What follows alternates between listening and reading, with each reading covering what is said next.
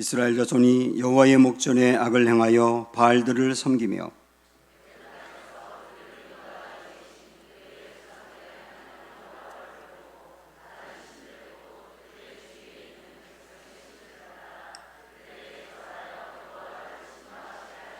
곧 그들이 여호와를 버리고 바알과 아스다롯을 섬겼으므로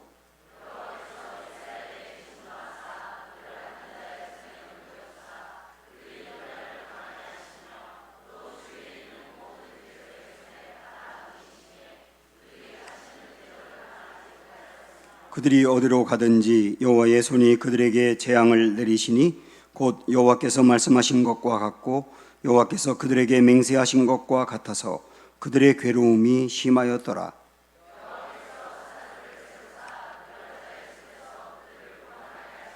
그들이 그 사사들에게도 순종하지 아니하고 오히려 다른 신들을 따라가 음행하며 그들에게 절하고 여호와의 명령을 순종하던 그들의 조상들이 행하던 길에서 속히 치우쳐 떠나서 그와 같이 행하지 아니하였더라.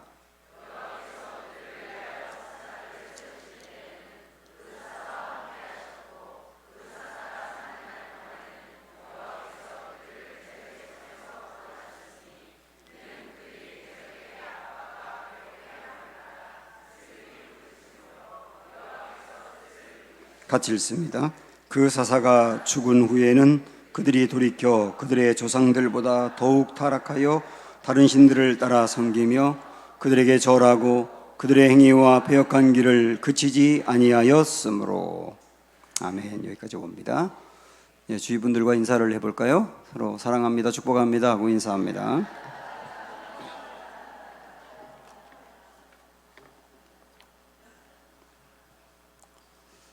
제가 이전에 청년 목회 할 때 설교 제목을 이렇게 정한 적이 있습니다. 또 이렇게 읽어야 되거든요. 또 이렇게 앞에 또에는 물음표가 하나가 있고 뒤에 또에는 물음표가 두 개가 있어요. 무엇을 의미할까요? 힌트는 사사기 설교를 할 때였습니다. 앞에 있는 물음표가 하나 있는 또는 이스라엘 백성들을 보면서 던지는 질문이에요. 아니, 그렇게 하나님의 은혜를 받고도 또 타락한단 말이야? 또 우상을 숭배하고 또 하나님을 버린단 말이야? 이스라엘 백성들을 보면서 던지는 질문이에요. 그런데 뒤에 나오는 물음표가 두 개 있는 또는 그런 이스라엘 백성을 보면서도 또다시 용서하시고 또다시 기회를 주시는 하나님의 사랑에 대해서 던지는 질문입니다. 하나님 그들을 용서하세요? 아니 그런 사람들을 받아들이세요? 그들에게 또 기회를 주시는 거예요? 하나님의 사랑의 깊이는 도대체 얼마나 깊은 겁니까? 하고 던지는 질문이라고요. 오늘 말씀의 부제를 잡는다고 한다면 이겁니다. 바로 또 이렇게 하나님의 사랑과 이스라엘의 타락, 이런 것들이 사사기의 전형적인 패턴입니다. 사이클이라고 할 수가 있습니다. 이거는 사사기만이 아니고 거의 성경 전반을 흐르는 사이클인데요. 한번 정리해보면 이렇습니다. 사람들이 타락을 합니다. 죄를 지은 거죠. 거기에 대해서 하나님이 심판을 하세요. 벌을 내리는 겁니다. 그리고 난 뒤에 하나님은 또 용서를 하시면서 구원해 주십니다. 그런데 구원을 받고 난 뒤에 백성들이 또 타락을 하는 거예요. 하나님의 심판이 또 임하고 그 다음에 하나님의 용서도 또 임합니다. 이게 계속 반복적으로 이루어지는 사이클이 이게 사사기고 거의 성경 전반이다, 이렇게 보셔도 괜찮습니다. 우리는 오늘 사사기의 사이클이라고 하는 제목으로 이 말씀을 조금 더 구체적으로 보려고 합니다. 맨 먼저는 타락에 대해서 보도록 할게요. 타락, 이스라엘 백성들이 이제 여호수아 때에 가나안 땅을 정착하고 정복했습니다. 나라가 세워지기 위해서 세 가지 요소가 필요하다고 했지 않습니까? 국민이 있어야 되는데 국민은 대략 250만에서 300만 명 정도로 불어나 있고요. 그리고 주권이 있어야 되는데 시내산에서 율법을 통하여 주권을 제정해 주셨고요. 이제 영토가 있어야 되는데 여호수아 때 영토를 점령을 한 겁니다. 그래서 어엿하게 나라가 세워지게 된 거예요. 하나님은 그 세워진 나라에 대해서 기대하는 게 있습니다. 너희가 모든 세계 나라에 정말 모델이 되었으면 좋겠다. 그러나 하나님의 기대가 이렇게 있었음에도 불구하고 그들은 모델이 되기는커녕 이렇게 된 겁니다. 모델이 되라고 나라를 만들었는데 엉망이구나. 그게 바로 사사기의 이야기입니다. 얼마나 엉망이었느냐면 오늘 말씀 11절부터 13절을 보시면 이들의 모습이 이렇게 나와 있어요. 이스라엘 자손이 여호와의 목전에 악을 행하여 바알들을 섬기며 애굽 땅에서 그들을 인도하여 내신 그들의 조상들의 하나님 여호와를 버리고 다른 신들 곧 그들의 주위에 있는 백성들의 신들을 따라 그들에게 절하여 여호와를 진노하게 하셨을 때 곧 그들이 여호와를 버리고 바알과 아스타롯을 섬겼으므로 그들이 여호와 하나님을 버리고 그리고 그 주위에 있는 다른 신들을 섬겼다. 이렇게 정리하고 있지 않습니까? 여기서 여호와를 버렸다고 해서 하나님을 완전히 떠나서 전혀 안 믿는 것은 아닙니다. 이들은 여전히 하나님을 믿고 있어요. 뒤에서 우리가 보겠지만 이들이 어려움을 당할 때 하나님께 도와달라고 부르짖은 것을 보면 이들은 분명히 하나님을 믿고 있거든요. 문제는 뭐냐? 이런 겁니다. 이 배경을 들어보세요. 이때 당시에 이방 나라들에서 전형적인 종교관은 뭐냐면 다신론이었습니다. 이들은 어떻게 생각을 했냐면 우리가 살아가는데 필요한 요소마다 그것을 도와주는 신들이 있다고 생각을 했어요. 예를 들어서 농사가 잘 되려면 바알이 도움을 주어야 된다고 생각을 하고, 아이를 출산하려면 바알의 아내격인 아스다롯을 믿어야 된다고 생각하고, 사업이 잘 되려면 사업을 잘 되게 해주는 신이 필요하고, 또 사랑을 이루게 되려면 그것을 도와주는 신이 필요하고, 전쟁에서 이기려면 전쟁의 신이 있어야 된다고 생각을 한 거예요. 그러다 보니까 어느 나라나 어떤 사람들이나 다 여러 신들을 복합적으로 믿는 겁니다. 그 중에 한 분을 여호와로 생각을 하고 있는 거예요. 그래서 그들은 여호와 하나님, 오케이, 우리 믿을 수 있어. 그러나 여호와 하나님만 믿어야 된다 그러면 노. 그렇게 돼버리는 거예요. 여호와 하나님, 그분이 많은 신들 중에 최고라고 한다면 생각해 볼게. 그러나 여호와 하나님만 신이고 그분만 주권자고 그분만 믿어야 된다 그러면 우리는 거부해. 이게 그때 당시의 종교관이었어요. 그러다 보니까 이 종교관을 이스라엘 백성들도 영향을 받게 된 거예요. 그래서 우리가 하나님을 믿지만 하나님만으로는 안 되는 거야. 하나님을 안 믿는 건 아니야. 그러나 하나님만으로는 충분하지 않아. 그래서 바알도 믿어야 되고 아세라도 믿어야 되고 이것저것 신들을 많이 믿어야 돼. 그렇게 빠져버리게 된 거예요. 이것을 혼합주의라고 말하는 겁니다.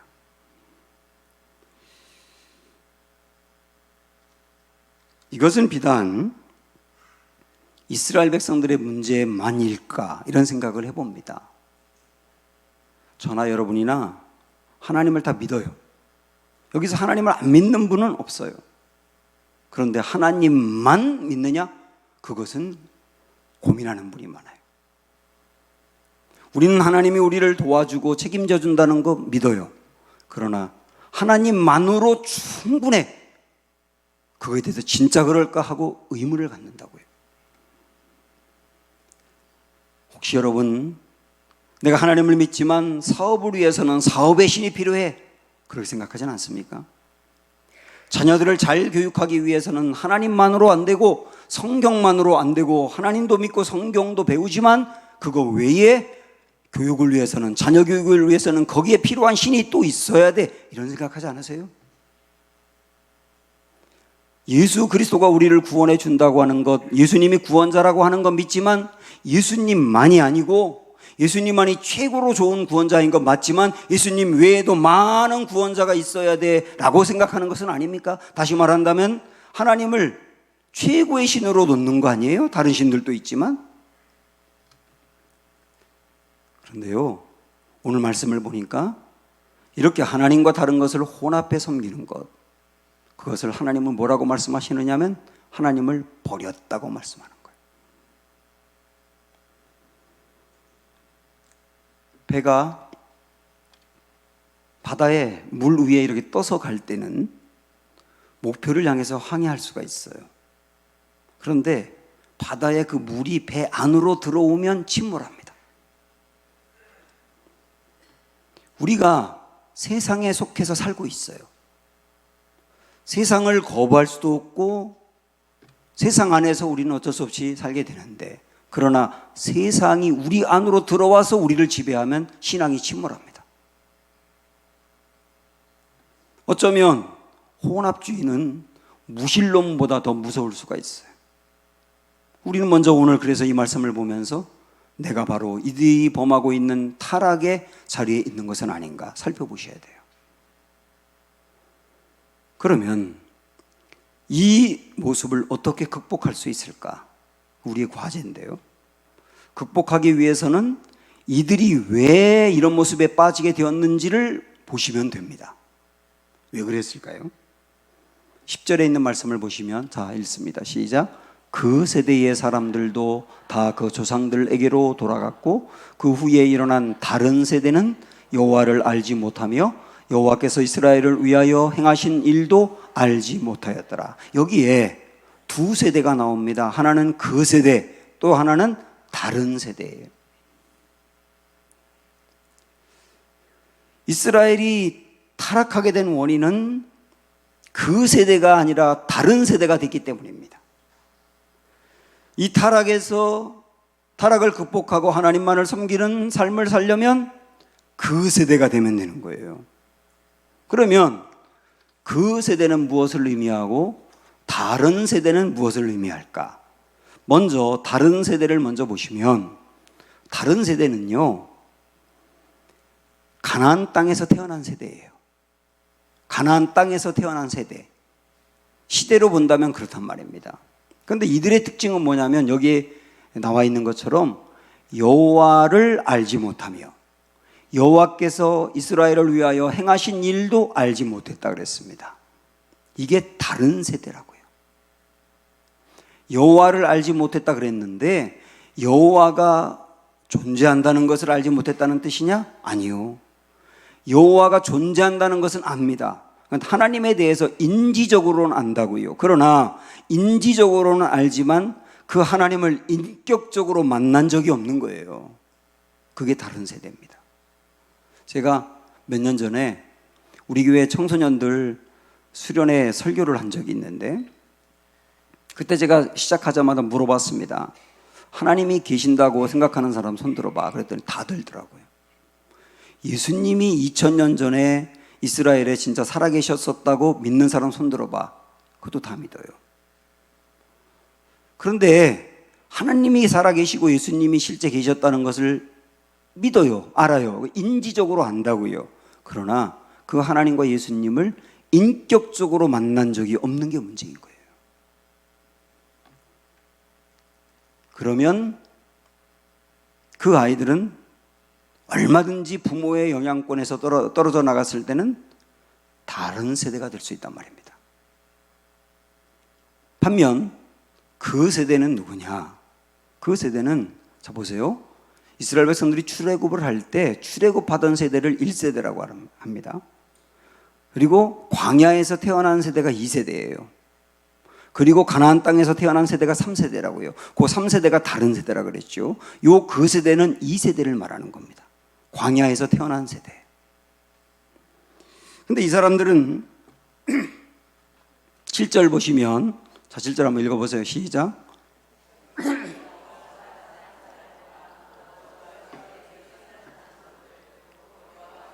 이스라엘을 위하여 행하신 모든 큰 일을 본 자들이 사는 날 동안에 여호와를 섬겼더라.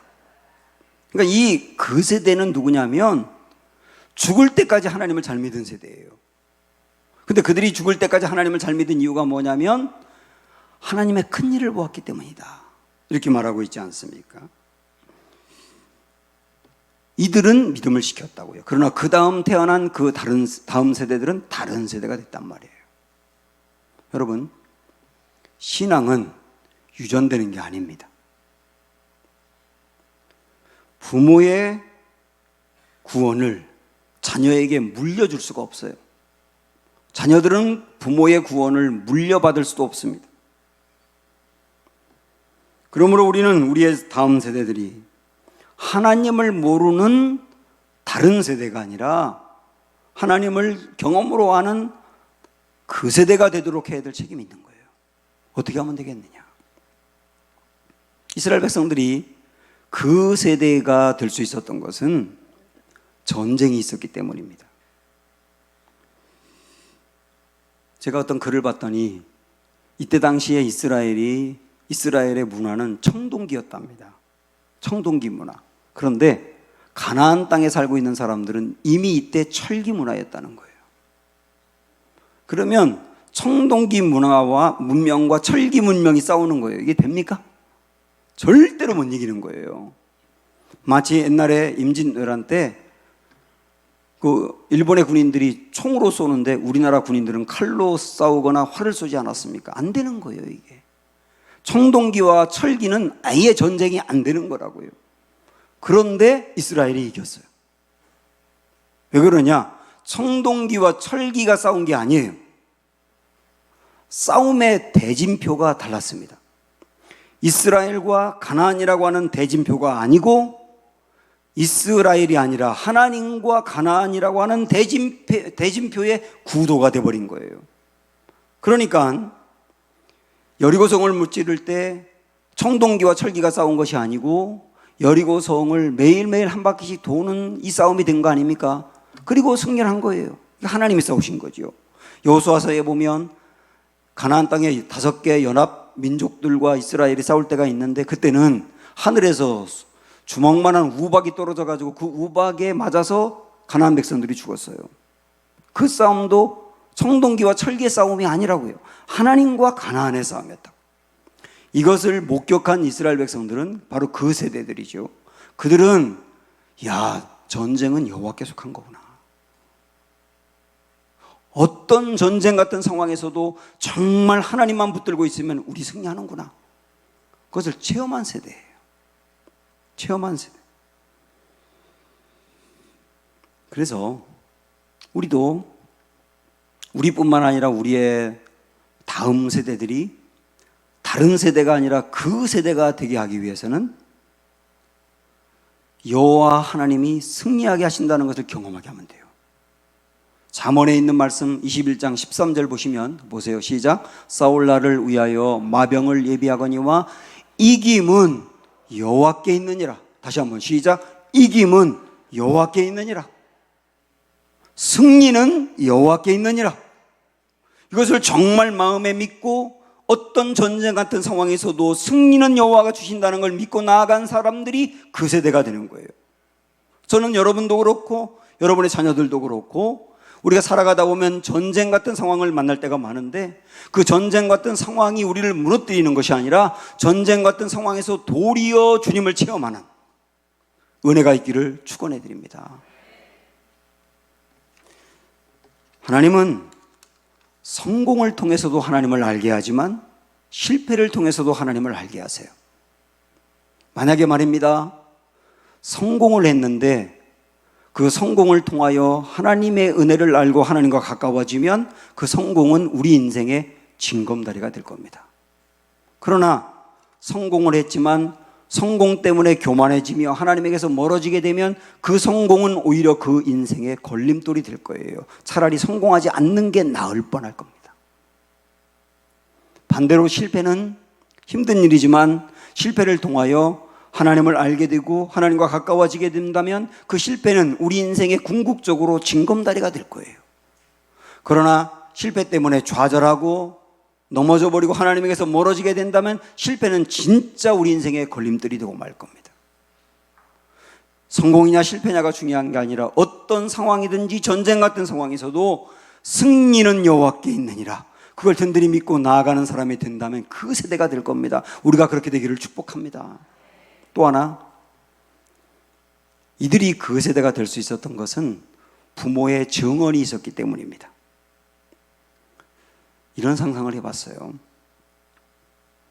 이스라엘 백성들이 출애굽을 했던 1세대가 광야에서 전부 다 죽었지 않습니까? 38년 동안 다 죽었어요.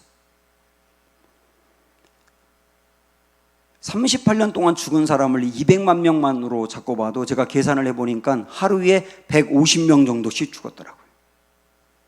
이스라엘 백성들이 이렇게 모여 살았거든요. 텐트를 치고. 그 모여 사는데 하루에 150명씩 죽어가는 거예요. 광야에서 태어난 2세대들이 부모 세대에게 질문하지 않았겠어요? 아버지, 어머니, 왜 이렇게 많은 사람들이 매일 죽는 겁니까? 그때 부모 세대들은 민수기 13장, 14장에 있는 말씀을 하지 않았겠어요? 우리가 가나안 땅을 정탐한 적이 있었는데 정탐하고 돌아온 사람들의 이야기를 듣고 우리 모든 너의 부모 세대들은 가나안 땅 못 들어간다고 포기하고 하나님을 원망하고 애굽으로 돌아가자고 아우성을 치고 그때 하나님이 그래 너희 말이 내 귀에 들린 대로 내가 너희에게 행하리라 그러면서 38년 동안 정말 모든 사람들이 이렇게 죽어가고 있는 거야. 그 말씀을 하면서 뭐라고 권면했겠습니까? 너희는 정말 하나님을 믿어야 돼. 하나님은 살아계셔. 하나님의 말씀대로 돼. 하나님만 의지해. 하나님을 의지하는 것으로 충분해. 하나님의 다른 게 필요 없어도 돼. 이 말씀을 단단히 해주지 않았겠어요? 이게 부모의 증언이었던 겁니다. 이 증언을 들은 세대는 그 세대가 된 거예요. 사랑하는 부모 세대 여러분, 자녀에게 자꾸 말해 주어야 합니다. 당연히 알 거라 생각하지 말고 또 이야기해야 합니다. 잔소리 좀 그만해라고 말한다 하더라도 이야기하셔야 돼요. 예배 빠지면 안 된다고, 하나님께 헌신해야 된다고, 하나님의 말씀은 살아있으니 말씀 붙들고 살아야 된다고, 어떤 경우든 하나님 붙들면 승리한다고 여러분 이야기해 주셔야 돼요. 언제까지? 우리의 자녀 세대가 인격적으로 주님을 만날 때까지. 지금까지 우리는 이 사사기의 전형적인 패턴 첫 번째, 타락, 죄에 대해서 살펴봤습니다. 왜 그랬는지, 어떻게 극복해야 하는지까지. 두 번째 사이클로 가면 심판이 있어요. 타락에 대한 심판이 있다고요. 그게 벌입니다. 우리 14절 말씀을 보시면 여호와께서 이스라엘에게 진노하사, 타락한 이스라엘에게 진노했다고요. 출애굽기 34장에 보면 하나님의 성품을 이렇게 말씀합니다. 은혜로우시며 자비로우시며 노하기를 더디하시며 인자와 진실이 많은 분이다. 그게 하나님이거든요. 그런데 그 하나님이 진노하시고 분노하신다? 그럼 좀 이상하다 이런 생각이 들지 않으세요? 그러나 하나님의 진노와 분노도 사랑의 표현이에요. 만약에 우상 숭배를 하고 엉망으로 사는데도 하나님이 전혀 개입하지 않고 너희들 마음대로 해야 되고 끝까지 그냥 놔둔다면 그건 사랑이 아니고 뭡니까? 포기. 하나님을 배신했는데 엉망으로 사는데도 하나님이 전혀 모른 척만 계속하고 있다면 전혀 사랑이 아니고 하나님이 버린 거예요. 그거는. 만약에 아내가 다른 남자를 쳐다보며 좋아하는데 전혀 마음에 분노가 생기지 않는다. 그 부부 끝난 거예요. 이미. 진짜 사랑한다면 분노가 일어나는 거잖아요. 사랑은 독점하고 싶은 거예요. 하나님이 우상을 바라보며 거기를 섬기고 있는 이스라엘 백성들 보면서 진노하고 분노했다는 것은 그들을 정말 사랑해서 놓지 못하겠다는 사랑의 표현이라고. 우리가 분노와 진노를 그렇게 읽으셔야 되는 거예요. 조금 더 구체적으로 들어가서 이거는 우리가 꼭 알아야 되기 때문에 여러 번 말씀드리는데요. 하나님의 진노는 크게 세 가지로 나타납니다. 첫째는 수동적인 방식이 있어요. 이건 뭐냐면 하나님이 죄를 짓는 사람들을 보면서 말씀도 하시고 꾸중도 하시고 때론 벌을 내리셨는데도 계속 변하지 않으면 내버려 둬 보시는 겁니다. 내버려 둬 보시는 거라고요. 그런데 그건 완전히 버리는 게 아니고, 그래 그러면 너희가 죄의 결과가 얼마나 무서운지를 깨닫고 돌아와. 그래서 버리는 게 아니고 돌아오라는 거예요. 그래서 그냥 놔둬 보는 거예요. 탕자 비유가 생각납니다. 둘째 아들이 아버지 저 유산으로 줄 거 미리 주세요. 저 외국에 나가서 돈 좀 벌고 돌아올게요. 아버지가 얼마나 말렸겠어요. 너 세상이 절대 만만치 않아. 자다가 코베가는 곳이야. 그거 나가면 안 돼. 아버지 붕 떠나는 순간 너는 어려움을 당해. 아니요, 나 잘할 수 있어요. 이렇게 계속 버티면 걔들은 말려도 나가거든요. 그래서 어떻게 합니까? 돈을 줘서 그럼 가라고 하잖아요. 이해가 안 되죠. 왜 그걸 돈을 줘서 가라고 하나? 끝까지 붙들어야 되고 다리 몽둥이 붙들어야지. 근데 그냥 두는 거예요. 그런데 부모 품을 떠나서 자기 혼자 스스로 살아가는데 탕자는 엉망이 되잖아요. 그래서 깨닫는 거예요. 야, 아버지 품 떠나는 게 이런 결과를 가져오는구나. 깨닫고 돌아오지 않습니까? 그럼 받아주는 거예요. 그 아이는 다시는 안 나갑니다.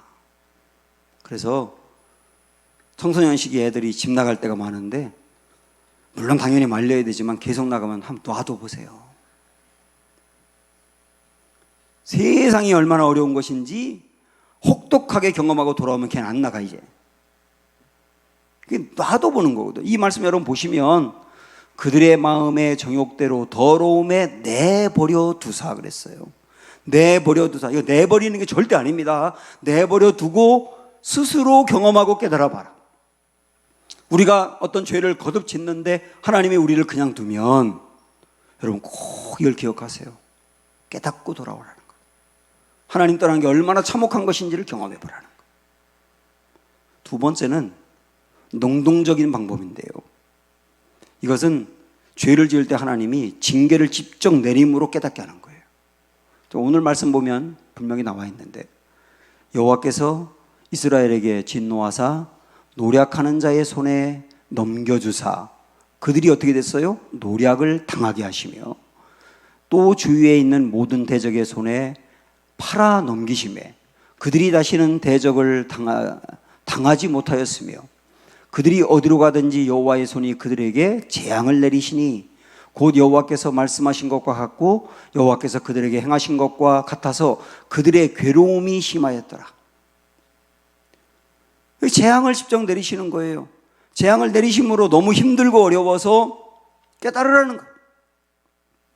하나님을 떠난 게, 하나님 앞에 죄를 짓는 게 얼마나 힘든 것인지 깨달아라. 아프니까 깨달을 수 있잖아요. 그리고 돌아와라. 요나도 마찬가지 아닙니까? 요나가 하나님의 뜻을 어기고 다른 길로 갈 때 풍랑을 만나서 거의 죽을 뻔했다 살아나지 않습니까? 그 일로 인하여 깨닫는 거예요. 그래서 그 다음에 하나님 가라고 하니까 가잖아요. 이게 능동적인 방법이라고. 그런데 참 놀라운 게 세 번째 방법이에요. 그게 뭐냐면 벌을 받아야 마땅한데 벌을 주는 게 아니라 도리어 은혜를 주는 겁니다. 은혜를 주는 거라고요. 스크린 올리세요. 제가 지난주 새벽기도 말씀을 준비하다가 정말 큰 은혜 받은 말씀이 있어요. 아합 이야기인데요. 아합 왕은 여러분 아시는 것처럼 이스라엘의 왕 중에 가장 악한 사람이었습니다. 하나님을 완전히 몰아내고 이스라엘에서 바알을 국교로 삼아버린 사람이에요. 정말 패역한 왕이었거든요.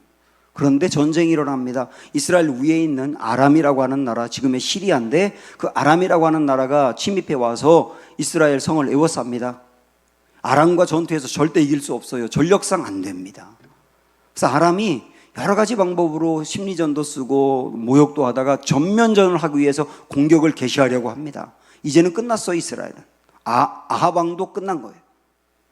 근데 깜짝 놀랄 것은 아합이 그 어려움을 당했을 때 하나님을 찾으며 회개하고 잘못됐다고 그러면서 도와달라고 한 것도 아닌데, 하나님을 전혀 찾은 것도 아닌데 13절 열왕기상 20장 13절 보니까 이런 말씀이 있더라고요. 시작. 한 선지자가 이스라엘의 아합 왕에게 나아가서 이르되 여호와의 말씀이 내가 이 큰 무리를 보느냐? 내가 오늘 그들을 내 손에 넘기리니 너는 내가 여호와인 줄을 알리라. 하나님이 그러시는 거예요. 너 그들 보고 놀랬니? 겁먹지 마. 그 아람을 오늘 너 손에 붙였어. 너 전쟁에서 이길 거야. 내가 도와줄게. 실제 성경에 보니까 두 차례의 전쟁에서 완벽하게 승리해요. 저는 정말 그 본문이 이해가 안 됐어요. 아니, 하나님 아합이잖아요. 아합이 어떤 놈인지 아시잖아요. 그 흉악한 놈인데 하나님을 그렇게 배반하고 나라를 엉망으로 만들어 버렸는데 그 사람이 회개한 것도 아닌데 그 사람이 하나님을 찾은 것도 아닌데 그에게 은혜를 베푸세요? 의문이 생기는 거, 이해가 안 되고. 그리고 가만히 생각을 했더니 하나님이 저의 인생에도 그랬더라고요. 저도 하나님 앞에 참 부족한 모습으로 목사이면서도 무너진 때가 있었고, 한 주 한 주 예배를 지나고 설교를 하는 게 너무나 힘들고 어려워서 엉망으로 설교할 때도 있었고, 그런 때는 벌을 받아 마땅하잖아요. 근데 하나님이 오히려 그런 때 더 큰 은혜를 베풀어서 도와주셔가지고 저를 세워주신 거예요. 암만이 그런 게 아니라 우리에게도 그러셨더라고요. 그러니까 그때 진짜 돌아서게 되더라고요. 벌을 받았으면 더 망가질 뻔했는데 벌이 아니고 은혜가 오니까 돌아서게 되더라고요. 그래서 아합을 생각하면서 이 말씀 끝에 보니까 이해가 딱 되는 거예요. 너는 내가 여호와인 줄을 알리라.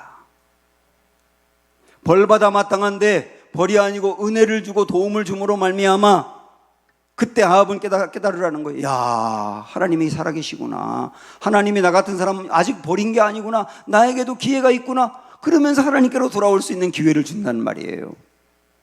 이것도 하나님의 진노예요. 기가 막힌 진노죠. 하나님의 사랑의 진노죠.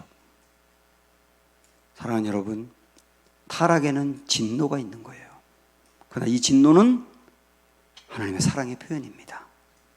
하나님이 일시적으로 나를 버리는 것처럼 보일 때도 버린 게 아님을 아셔야 되고, 하나님이 내게 징계할 때도 돌아서셔야 되고, 벌을 받아 마땅한데도 오히려 은혜를 베풀 때도 하나님의 그 사랑을 알고 주님께로 돌아와 회복되는 은혜가 있기를 축원합니다. 이제 세 번째 사이클은 구원입니다. 타락, 심판, 구원이에요. 용서하는 거죠. 이미 진노도 사랑인 건 알았는데 그것으로도 어쩌면 충분할 수 있는데 하나님은 거기서 끝내지 않고 한 단계 더 나아가 진짜 사랑을 베푸는 거예요. 그 사랑이 뭐냐? 고난당한 이스라엘 백성들을 건져내는 겁니다. 18절 말씀 보세요. 시작. 여호와께서 그들을 위하여 사사들을 세우실 때에는 그 사사와 함께 하셨고 그 사사가 사는 날 동안에는 여호와께서 그들을 대적의 손에서 구원하셨으나 이는 그들이 대적에게 압박과 괴롭게 함을 받아 슬피 부르짖음으로 여호와께서 뜻을 돌이켜셨습니다. 하나님이 그 고난당하는 이들의 부르짖음을 들으셨어요. 근데 여기서 말하는 부르짖음도 회개가 아닙니다. 슬피 부르짖었다는 이 말을 히브리어 원어로 보면 회개와 관련된 말이 아니고 너무 힘들어서 고통의 신음소리를 냈다는 거예요. 너무 힘들어요. 그 아우성을 친 거죠. 하나님 그 소리를 듣고도 도와주신 거예요. 마치 이런 얘기 아닐까요? 한번 여러분 대답해 보세요. 여러분께서 굉장히 친하게 지내는 사람이 있었는데 어떤 일로 인해서 그 사람과 크게 싸웠습니다. 그래서 서로 갈라서게 되었고 더 이상 연락하지도 않는 관계가 됐어요. 그런데 어느 날 그 친구로부터 연락이 왔어요. 자기가 교통사고를 크게 당했는데 어떻게 해야 될지 모르겠는데 네가 제일 먼저 생각나. 너 좀 나에게 와서 도와주면 안 돼? 그렇게 연락이 왔어요. 그러면 손 들어보세요. 그러면 달려가서 도와준다. 손 들어보세요. 야, 우리 교인들 센데. 그러면 그 나쁜 놈 안 도와준다. 나머지는 뭐예요? 도와주지요. 당연히 달려가죠. 아직까지 그 사람과 관계가 온전히 회복된 건 아니지만 그 사람이 어려움 당하고 있다고 하면 달려가는 거죠. 그게 사랑이 남아있는 거잖아요. 하나님도 똑같아요. 타락으로 인해서 어려움을 당하고 하나님과의 관계가 온전히 회복된 거 아니야. 아직은 그들이 돌아온 게 아니니까 온전히 회복된 게 아님에도 불구하고 그들이 힘들고 어렵다고 부르짖으니까 도와주시는 거예요. 하나님의 사랑이 남아있는 거예요. 하나님이 도와주신 방법은 사사를 세워서 사사를 통해 건져내시는 거예요. 이게 사사기에 계속 나오는 이야기입니다. 사사는 저지스라고 하는 영어 단어를 쓰고 있는데 심판관, 재판관 그런 뜻인데요. 나라가 어려움에 빠졌을 때 하나님께서 그 어려운 가운데 나라를 건지기 위해서 보내신 구원투수, 이렇게 이해하시면 돼요. 저는 우리의 다음 세대들을 위해서 기도하며 우리의 다음 세대들이 어둠의 시대의 사사가 되게 해달라 이렇게 기도할 때가 많아요.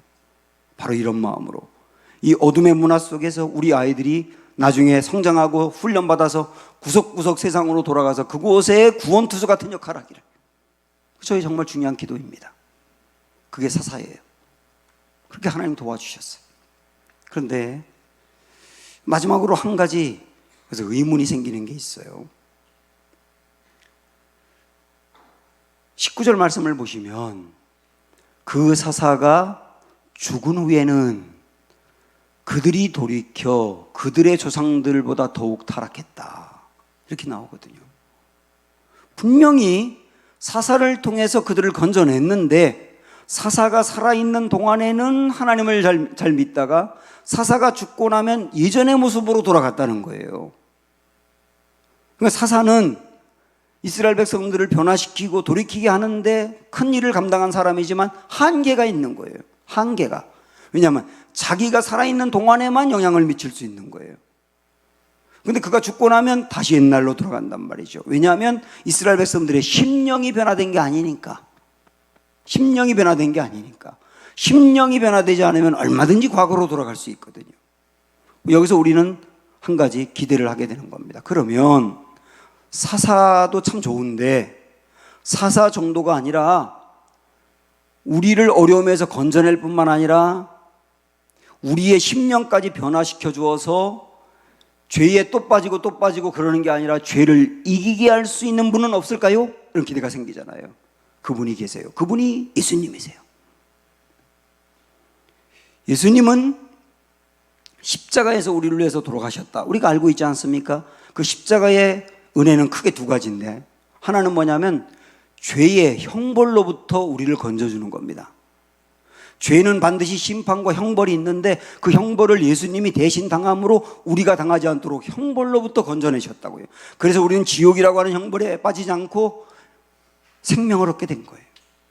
그런데 이것만이 아니고 또 하나 십자가의 은혜가 있는데 그게 뭐냐면 죄의 형벌로부터만이 아니고 죄의 세력으로부터 건져내 주신 겁니다. 죄의 세력이라고 하는 것은 뭐냐면 우리를 꽉 잡고 죄를 짓도록 끌고 다니는 힘을 말하는 거예요. 이전에는 예수님을 만나기 전에는 그 죄의 세력으로부터 사로잡혀서 죄가 끄는 대로 끌려다니며 종처럼 죄를 졌거든요. 근데 구원을 받았다고 하는 것은 뭐냐면 내 안에 내가 다시 태어났다는 뜻이에요. 다시 태어났기 때문에 이제는 심령이 변화된 사람이 되었기 때문에 이전처럼 죄에 끌려다니지 않습니다. 죄를 지을 수는 있어요. 죄 유혹도 있어요. 그러나 한두 번 죄를 지을 수는 있지만 회개하고 돌이키지 그 죄에 계속 끌려다니지 않게 됐다. 그게 구원받은 사람의 상태다. 이거 우리란 말입니다.